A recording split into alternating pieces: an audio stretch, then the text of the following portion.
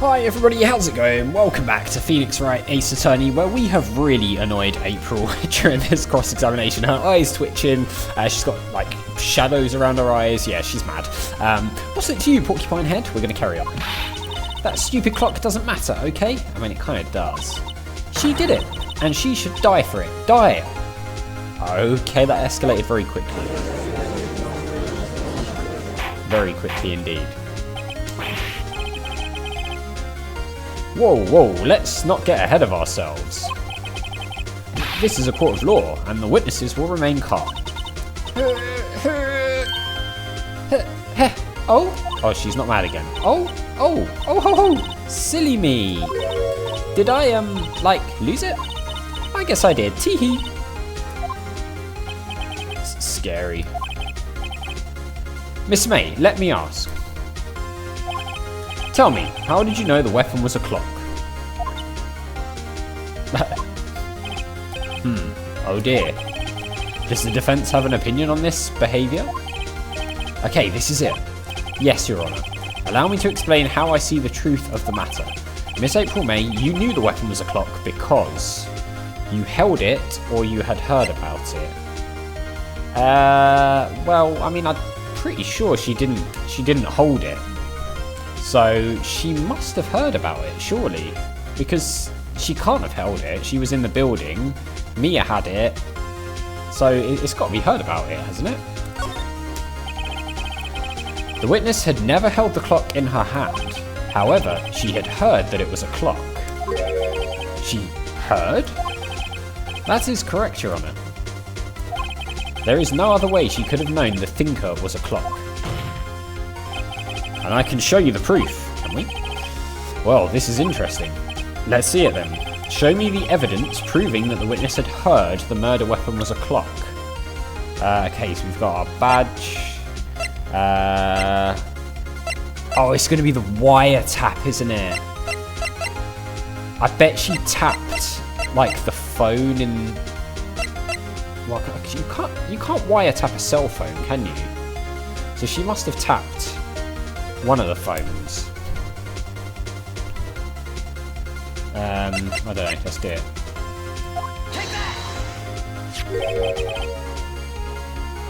Have a look at this. Ooh, that! I found this in Miss May's room. Mr. Wright, please explain to the court what this is. Miss April May? You were tapping the victim, Miss Mia Fey's phone, were you not? Yeah, so it must have been the office phone that she tapped in the law office. Your Honour, this is irrelevant. I don't think it is, dude. I'm not entirely sure that it is. Objection overruled. Good. It troubles me that our witness was in possession of a wiretap. This is outrageous. Does the defence truly claim that the witness was tapping her phone? Absolutely. Even if that was the case, which it is not, you still have to prove one thing. Did the victim ever say that the weapon was a clock on the phone? Can you prove that? I think not. Oh yeah, I think I can. I love this with like the anime style background. It's simple. What? Here's my proof. The proof that the victim said on the phone that the weapon was a clock is... It's just got to be the phone, hasn't it? What? Let's just double check. I mean, there's the conversation. The glass shards don't mean anything. It's not going to be the clock. I mean, we've presented the wiretap already. I mean, the receipt, the floor plans, I don't think are going to be key here. I mean, what do we? Hang on, let's check this again. What's up? You haven't called in a while. Well, actually, there's something I want you to hold on for me. What is it this time? It's a clock. Okay. Made to look like that statue, the Thinker, and it tells you the time. It'll probably tell you the clock isn't talking right now. Yeah, so it does say that there's the thing, right? think so.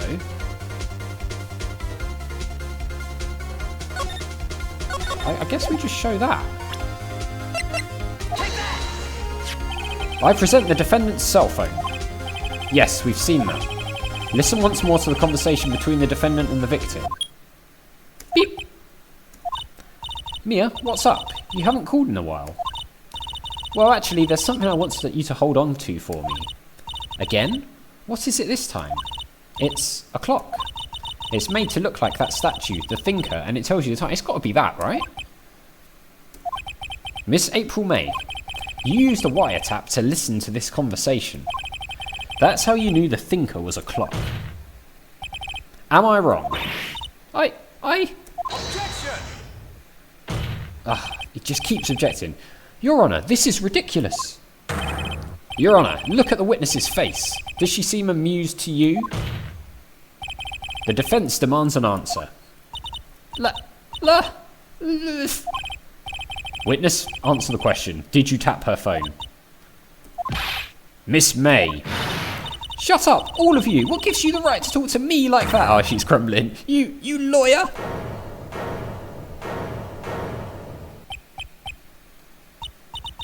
It's no fair. All of you ganging up on me like that. Oh, so I'm the bad girl. Is that it? Is that it? Oh my god, she's crying. That did it. The court's seen the real Miss April May now. Now to deal the final blow. You did it, didn't you? Or why the wiretap? You did it, didn't you? Why the wiretap? Well, let's get her to admit it, I think. Miss May. What is it, you little shrimp? Talk to me in that tone of voice, will you? She called us a shrimp. You killed her, didn't you? She obviously didn't. Order. There will be order. What? How can you possibly say that? Are you mad? Well, all I did was a little wiretapping. She walked straight into that. Oops. So, you admit you tapped her phone. But wait.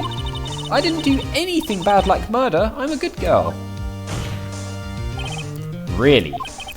Can you prove it? No way she can prove it. You think you're so smart, Mr. Lawyer, but I can prove it, and I will. You can't be serious. No way.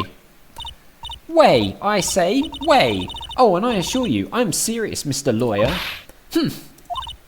Okay, so the killing happened around 9 at night? Yeah, that is correct. Why, that's just when I was getting room service from that sweet bellboy. Room service? Iced coffee, I believe it was. Iced coffee, you know, like normal coffee, but cold. If you don't drink it quick, the ice melts and then you have regular cold coffee. Thank you for explaining what iced coffee is, that's really helpful. Iced coffee? Think I'm making this up? Ask the bellboy, wink. Ergo, the witness was not on the scene at the time of the murder.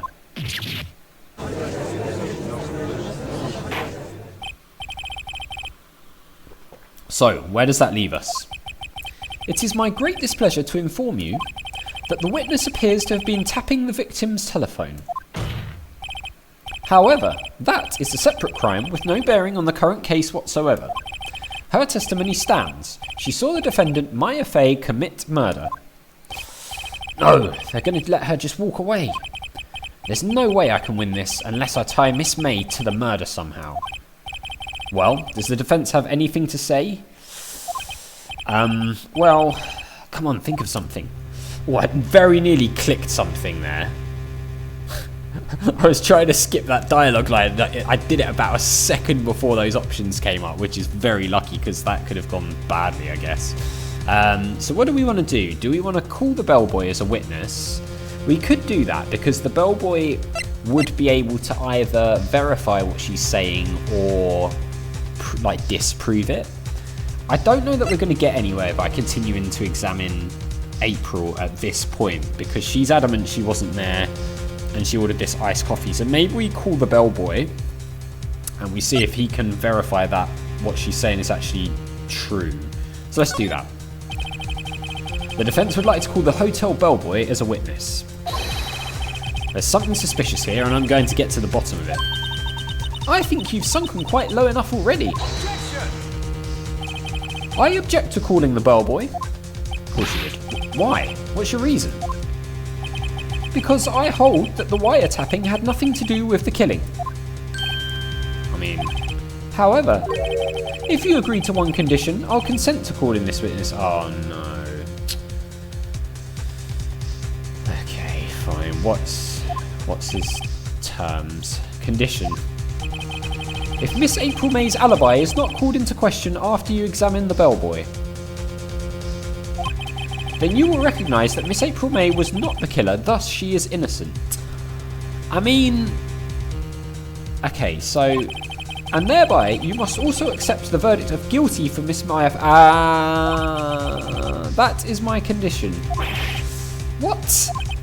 I'd better find something suspicious in that bellboy's testimony. Otherwise, Maya will be declared guilty on the spot. What should I do? Okay, so here's the deal, right? The first part of that, April will be basically not listed as the murderer. We know she didn't do it because we saw on like the intro cutscene that she made the call from the building opposite. We actually like saw that with her holding the phone, right? So that's fine, but the whole thing about if we don't find anything now that Maya goes down for it, I'm not keen on. The things we've got here are accept his condition, which means Maya could go down if we don't find anything, or give up. Now, give up, the way that's phrased makes me think that we just give up full stop, and if we do that, then Maya goes down, so I think we're going to have to accept and hope this doesn't come back to bite us. Alright, I've got nothing to lose, except for, well, everything. Understood. I accept your condition. Fool. You fell right into my trap. We'll see about that. Uh-oh. Wait. Very well. Oh, maybe we shouldn't have done that. The court calls the hotel bellboy to the stand.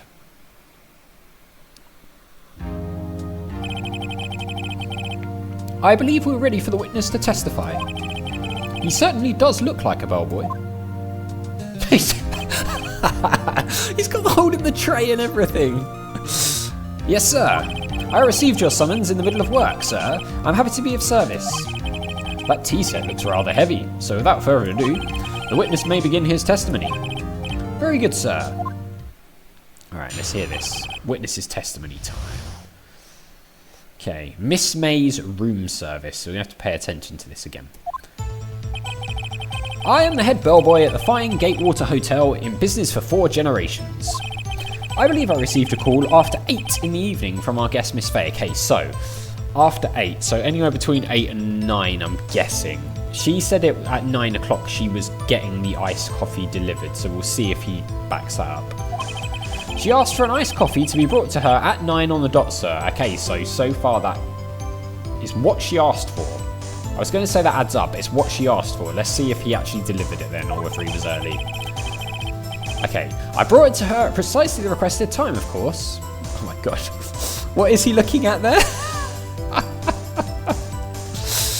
He's looking down at the coffee, obviously. And I delivered the iced coffee to our guest, Miss May herself. I see. The defence may begin its cross-examination. Is that it? Right. I am ready. I hope. This is it. If I can't prove Miss May was involved with the murder now, Maya will be finished. Okay. Cross-examination. Here we go. We're going to have to find something in this. I am the head bellboy at the fine Gatewater Hotel in business for 4 generations. Press. What exactly is it you do at the hotel?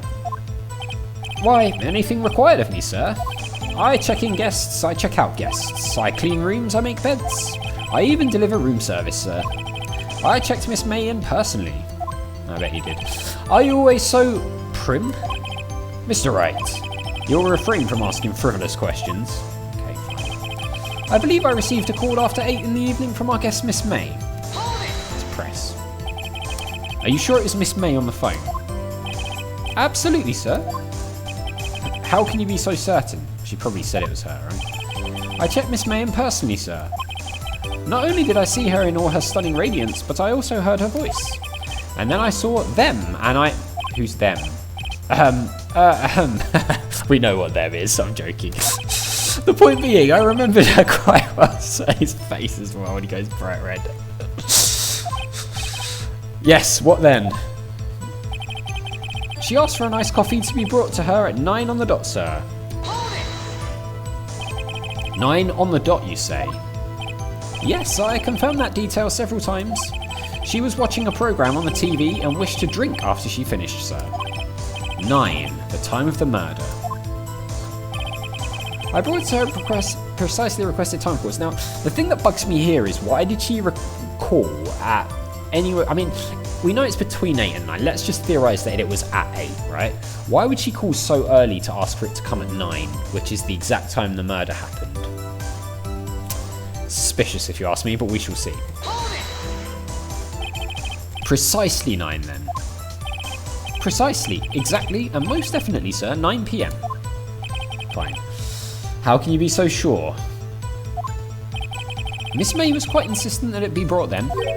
Oh, bellboy. Tee-hee, I'd like iced coffee at exactly 9. That's a good impression, well done. Something like that, sir. Therefore, I knocked on her door at the crack of 9, sir. Why would she be so particular about the time? That's exactly what I said.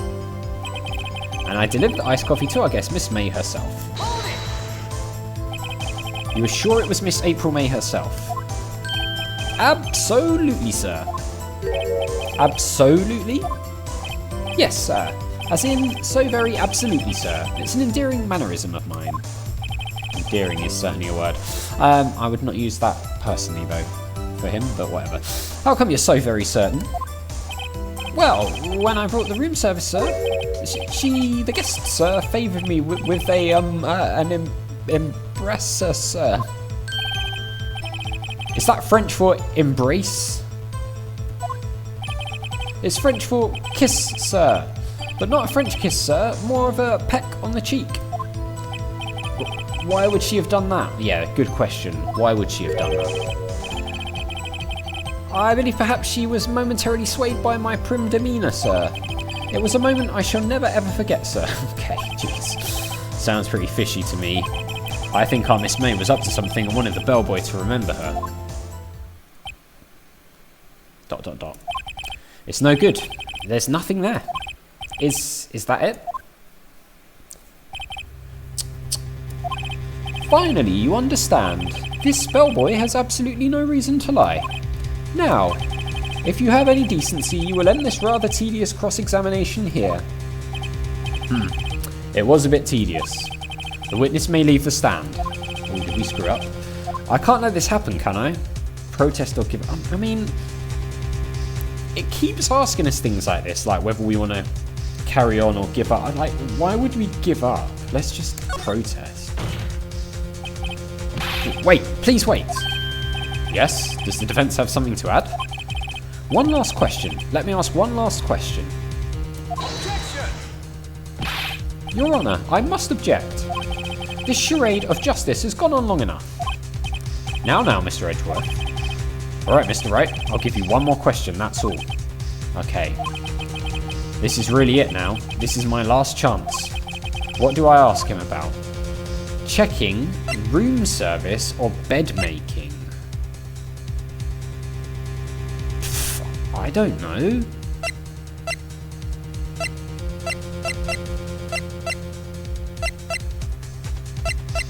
I mean, why would any of these be relevant? Bed making, room service, check-in? I mean, I'm not really seeing why we would ask any of these questions.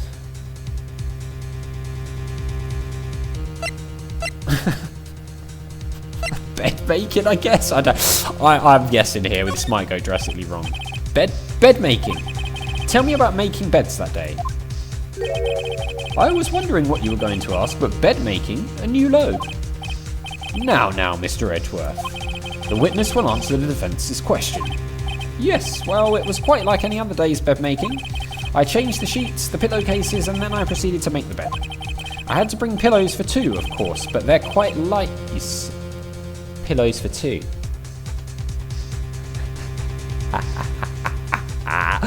Oh, we might have lucked out here big time. I see. Thank you. Why did he need to bring pillows for two if she was in the room by herself? Because there was also the two glasses, wasn't there, by the champagne bottle? So someone else was with her. Bellboy, what did you just say? Eh? Ah, yes, pillows are light, sir? Bellboy, tell us the truth now. Was someone else staying in Miss May's room? I object. That was objectionable. ... Objection overruled. The witness will answer the question. Yes, I see. Why did you not mention this in your testimony? Well, sir, you didn't ask. Nice try. That's the sort of thing you're normally supposed to mention. Yes, quite indeed. It was the good barrister there, Mr. Edgeworth, who... Oh, Edgeworth's getting thrown under the bus here. He asked me not to mention it if I wasn't specifically asked, sir. Oof. You fool! Good. Good. I've done it. I've won. Wait, have we won? Have we actually?